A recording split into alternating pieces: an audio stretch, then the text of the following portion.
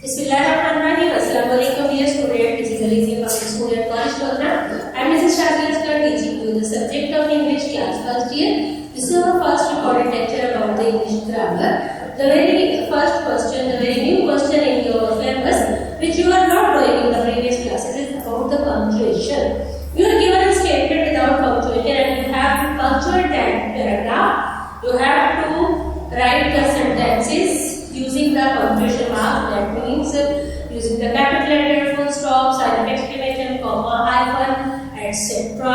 So we are starting about this question. First वाला जो है मैं आपको किसी भी क्लास में डिस्कस करवा चुकी हूँ कि आपको कैपिटल लेटर कहाँ यूज करना है।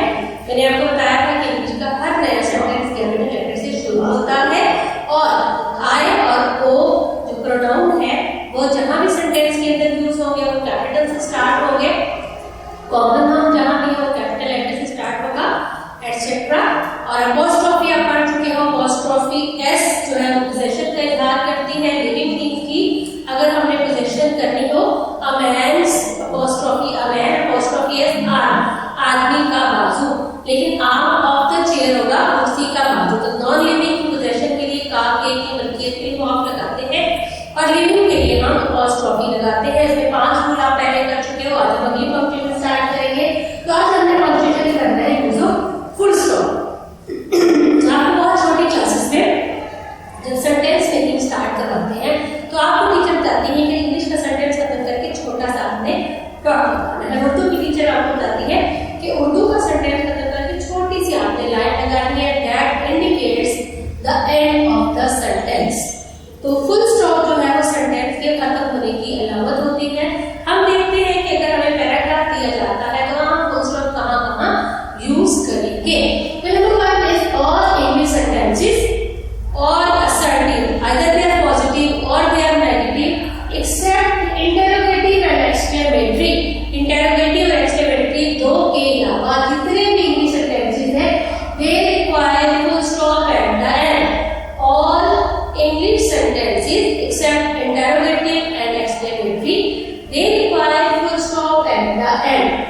हर इंग्लिश का सादा फिक्रा आखिर में फुल स्टॉप उसके लाजमी लगेगा और ये आपको प्रैक्टिस है। आप इसको हैबिचुअल फुल स्टॉप लगाने के अपने केयरफुल होके लगाना है। All English sentences except interrogative and exclamatory they require full stop at the end. Number 2 use full stop with the abbreviation. Abbreviation कहते हैं शॉर्ट फॉर्म को। वर्ड्स बहुत लंबा है, वर्ड्स है ये बहुत सारे वर्ड्स है या एक वर्ड का बहुत लंबा सा बन जाता है साउंड्स, तो हम उस साउंड्स को एब्रिविएट करते हैं, शॉर्ट फॉर्म कर देते हैं। तो एब्रिविएशन के साथ हम फुल स्टॉप लगाते हैं।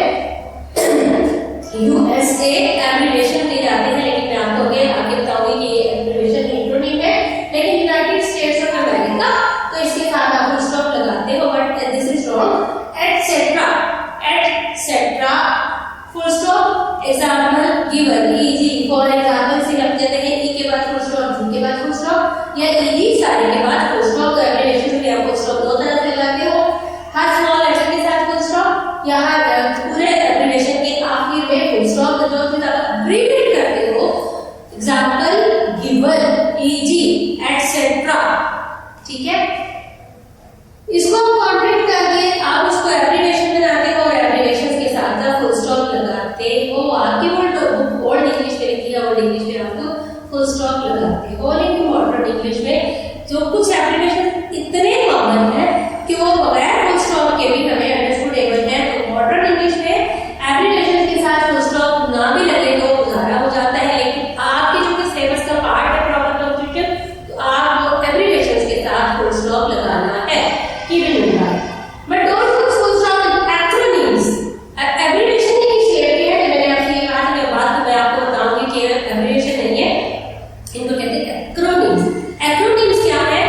There is a departmental name or there is a noun whose name consists of many words. किसी भी चीज का, किसी कंट्री का, किसी डिपार्टमेंट का कोई नेम है तो इतना बड़ा सारा है कि बहुत से वर्ड से मिलकर बनता है। So we take the first letter from every word and we write it in the abbreviation form. Her word का फर्स्ट लेटर लेके उसको एब्रिविएशन फॉर्म में लिख देते हैं। That is called acronym. But there is a difference between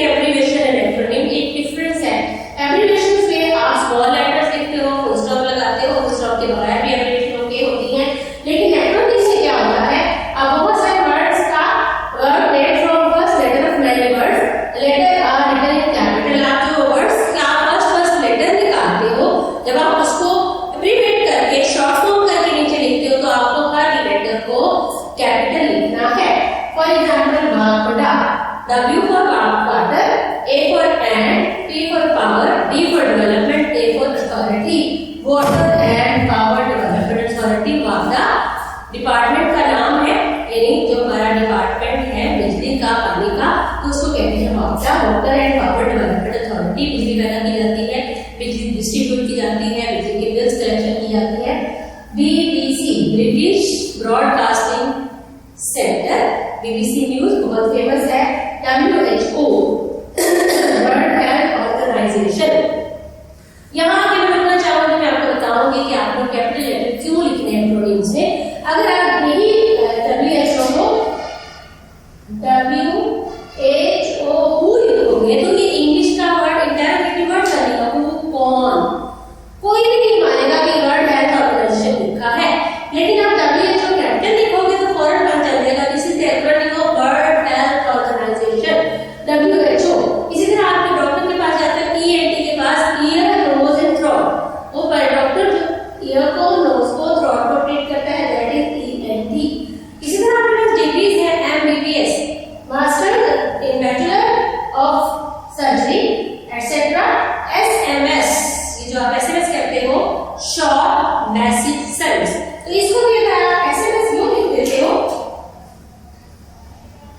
तो ये wrong होगा, because this is acronym and acronym are rules to write the acronym that you take the first letter of every word and write it closely without any full stop and in capital letter form. This is the difference between acronym and abbreviations. The acronyms में आपको बहुत सारे words का पहला letter लिखना है, उसको capital लिखना है और बगैर फुल स्टॉप के लिखना है। एक्रोनिम बहुत सारे एक्रोनिम की लिस्ट आपकी बुक में दी गई है, उसको लाजमी पढ़ लीजिएगा। आपकी आसानी के लिए मैंने इन्हीं रूल्स को उर्दू में दोबारा से लिख दिया है। हर इंग्लिश का सादा फिक्र आखिर में फुल स्टॉप उसके लाजमी लिखेगा। सादा संवाद है, ना उसका लिया होगा, ना ही वो एक्सट्रीमिटी होगा। एब्रिविएशन के साथ आप फुल स्टॉप लगाते हो, मॉडर्न इंग्लिश में फुल स्टॉप के बगैर भी एब्रिविएशन ठीक है, एब्रिविएशन के साथ तो फुल स्टॉप लगेगा, लेकिन एक्रोनिम के साथ फुल स्टॉप नहीं लगेगा। These are just 3 rules of use full stop. Number 1, we have to put the full stop at the end of each assertive sentence। सादा फिक्रे के आखिर में हमें full stop लगाना है। Number 2, we have to use the full stop with abbreviations and abbreviations are capitalized small, they are not capitalized, small letters से लिखी जाती है और इनके साथ full stop लगता है। मॉडर्न इंग्लिश में नहीं भी लगे तो गुजारा है, लेकिन आपकी बुक ओल्ड इंग्लिश में लिखी गई है तो आपको लगाना है। और एक्रोनिम्स के साथ आपको फुल स्टॉप बिल्कुल भी नहीं लगाना है। And difference between abbreviation and acronyms that abbreviations small letter से लिखी जाती है और एक्रोनिम्स जो है वो हर वर्ड का फर्स्ट लेटर लेके क्लोज कैपिटल लेटर्स लिखे जाते हैं, लेकिन इनके दरमियान में फुल स्टॉप नहीं लगता है। The next is use of exclamation. और आप एक्सक्लेमेशन मार्क्स को जानते हो, छोटा सा वन और नीचे इसमें फुल स्टॉप एक्सक्लेमेशन। किस लिए इस तरह एक्सप्लेन करते हो अपने आप को जब आप एक्सप्रेस करते हो, ऐसे expression is used in the word और सेंटेंसेस यूजिंग इमोशंस और feelings of sadness, fun, pleasure खुशी, सरप्राइज क्रांति, एंगर गुस्सा और सडन फीलिंग अचानक। तो चल कितनी खूबसूरत चीज है, कितनी खूबसूरत फूल है, कितनी बाहर प्यारी सी धूप निकली हुई है। तो जब आप इस चीजों को एक्सप्रेस करते हो इमोशंस को, तो उनके साथ वर्ड्स ऑफ एक्सक्लेमेशन अगर आप इस्तेमाल कर रहे हैं तो वर्ड्स ऑफ एक्सक्लेमेशन की बात, अगर वर्ड ऑफ एक्सक्लेमेशन इस्तेमाल नहीं कर रहे हो, फिक्रा पूरा बोलते हो, तो उस फिक्रे के आखिर में साइन ऑफ एक्सक्लेमेशन लगेगा। For example hurrah, hurrah I pass exam, खुशी का इजहार, alas I couldn't make the grade, ठीक है, wow what a beautiful flower, oh I am proud, never I will never have you again। मैं तुम्हारी कभी दोबारा मदद नहीं करूंगा, उससे नहीं। What a beautiful morning, how pretty is your handwriting। तो ये सारे इमोशंस की इजहार करते हैं। इन वर्ड्स के बाद साइन ऑफ एक्सक्लेमेशन यूज करते हो। अगर फिक्रे के अंदर वर्ड ऑफ एक्सक्लेमेशन आए तो आप साइन ऑफ एक्सक्लेमेशन इनके फौरन बाद यूज करते हो। पर अगर पूरा ही फिक्रा एक्सक्लेमेटरी है तो आप उस फिक्रे के आखिर में साइन ऑफ एक्सक्लेमेशन यूज करते हो। किसी ऐसे फिक्रे में साइन ऑफ एक्सक्लेमेशन इस्तेमाल होता है जिसमें खुशी, गम, हैरत, गुस्सा, उदासी या गहरे जज्बे का इजहार हो, उसमें या तो उस लफ्ज के बाद जो आपके जज्बे को जाहिर कर रहा है या फिर उस फिक्रे के बाद जो आपकी पूरी कैफियत को जाहिर कर रहा है, साइन ऑफ एक्सक्लेमेशन लगेगा। और this is simple rule for the use of sine of exclamation. ऐसे सेंटेंस जो आपके सडन इमोशंस को, आपके एंगर को, आपके प्लेयर को, आपके दुख को, सौरव को एक्सप्रेस करता है, तो उसमें आप साइन ऑफ एक्सक्लेमेशन यूज करते हो। And the next is use of question mark, interrogative sentence, सबसे डिफरेंट होते हैं स्ट्रक्चर वाइज, और उसके आगे में साइन ऑफ इंटरोगेशन लिखा होता है। उर्दू में इस वाले में हम साइन ऑफ इंटरोगेशन या इसको क्वेश्चन मार्क कहते हैं। और ये आपको पता है, हमारे जब क्वेश्चन लिखा होता है तो उसके आगे में क्वेश्चन मार्क आता है। तो क्वेश्चन मार्क का इसका सिर्फ एक असूल है, डायरेक्ट जो क्वेश्चन पूछा जाता है उसके आगे में साइन ऑफ इंटरोगेशन या क्वेश्चन मार्क लगाया जाता है। Question mark is used eight the end of all direct question sentences or direct interrogative sentences. Hi, how are you? How are you? Interrogative sentences sign of exclamation लगेगा। What are you doing? आप क्या कर रहे हो? सवालिया। Where are you going? आप कहाँ जा रहे हो? सवालिया पूछा। What are you doing nowadays? आजकल आप क्या कर रहे हो? What are you teaching? What are you reading? What are you listening? etc. जितने भी डायरेक्ट सवाल पूछे जाते हैं उसके आगे में सवालिया फिक्रा लगता है।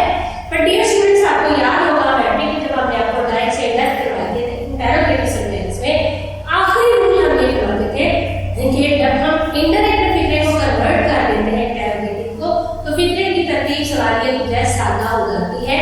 यानी हेल्पिंग वर्ब जो है, इसे हमारे पास वगैरह वो सब्जेक्ट के बाद लग जाता है। जब हेल्पिंग वर्ब सब्जेक्ट के बाद लग जाए तो वो फिक्रा सवालिया नहीं रहता, वो फिक्रा लगता है सर्टेन या सादा, और सादा फिक्रे के आगे में फुल स्टॉप लगता है। यानी उसमें क्वेश्चन मार्क रहने के बावजूद आया के, गोया के, व्हाट, इफ, वेदर लगाने के बावजूद भी अब उसका ग्रामेटिकल स्ट्रक्चर जो है क्योंकि असर्टिव नहीं रहा, इंटरोगेटिव नहीं रहा, तो आपने उसके आगे में साइन ऑफ इंटरोगेशन नहीं लगाना है। यानी साइन ऑफ इंटरोगेशन और question mark is not used eight the end of indirect question.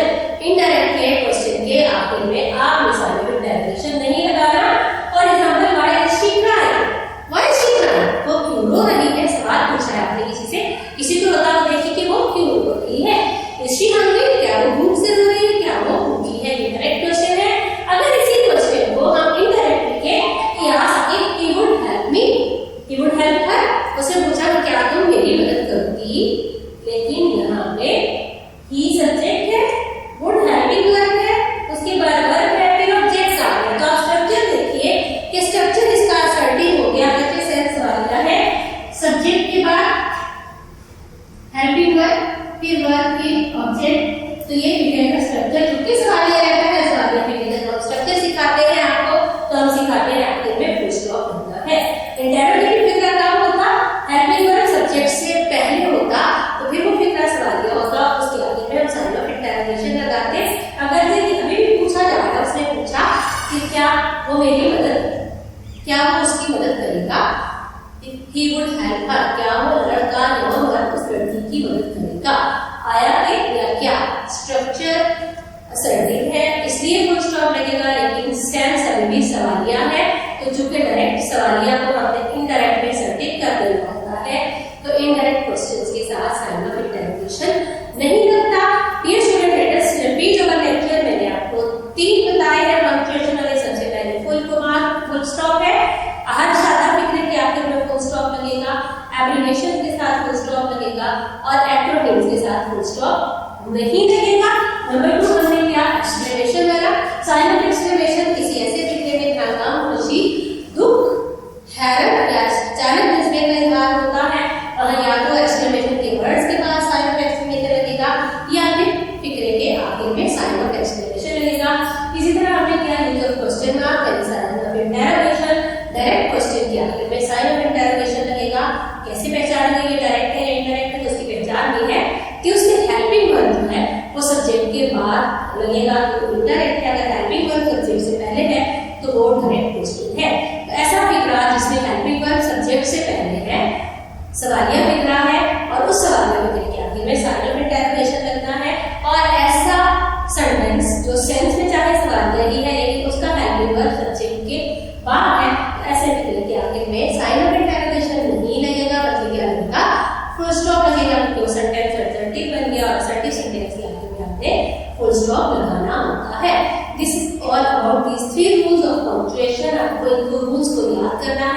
आपके पेपर में ये दोनों तरह से पूछे जा सकते हैं। रूल पूछा जाता है, rule for the use of exclamation mark और rule for the use of full stop या rule for the use of interrogation mark, या आपको सेंटेंसेस दिए जाएंगे और आपसे कहा जाएगा कि पंक्चुएट द फॉलोइंग सेंटेंसेस, तो आपको फुल स्टॉप का, क्वेश्चन मार्क और एक्सक्लेमेशन का यूज करके हमें दिखाना होगा। बहुत गौर से याद कीजिएगा क्योंकि ये सारे पंक्चुएशन के रूल जो है आइंदा आपकी लाइफ में बहुत काम आने वाले हैं। आप एटेंडेंस दे रहे हो, आप ऐड दे रहे हो, ये चीजें आपके काम आने वाली हैं। गौर से याद कीजिएगा और बुक से लेके सेंटेंसेस की प्रैक्टिस भी कीजिएगा। अपना